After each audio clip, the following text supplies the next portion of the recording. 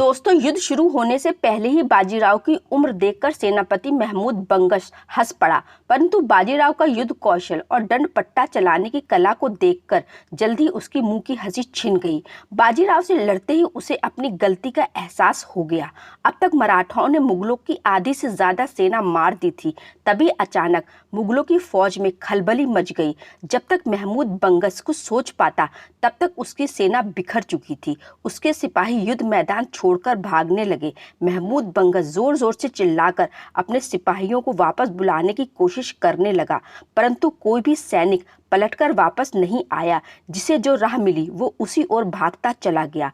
अपनी सेना का यह हाल देखकर महमूद बंगश को अपनी हार साफ साफ नजर आने लगी और बिना किसी पूर्व योजना के उसने भी युद्ध स्थल छोड़कर भागना शुरू कर दिया। वो अपने बचे सिपाहियों के साथ भागकर जैतपुर के किले में छिप गया।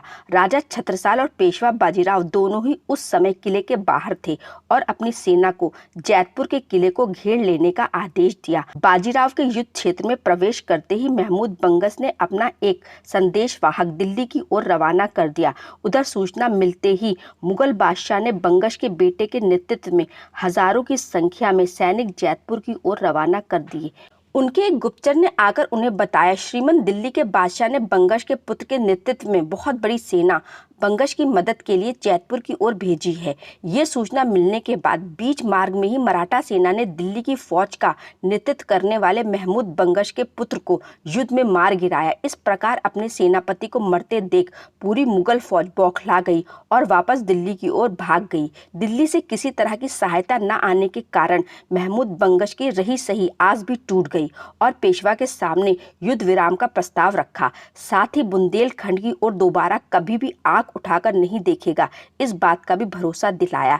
इस संधि पत्र पर 18 मार्च सन 1729 को महमूद बंगश ने हस्ताक्षर कर अपनी मुहर लगाई। ये वीडियो यहीं पर समाप्त होती है। अगली वीडियो में फिर मिलेंगे, तब तक के लिए अलविदा दोस्तों।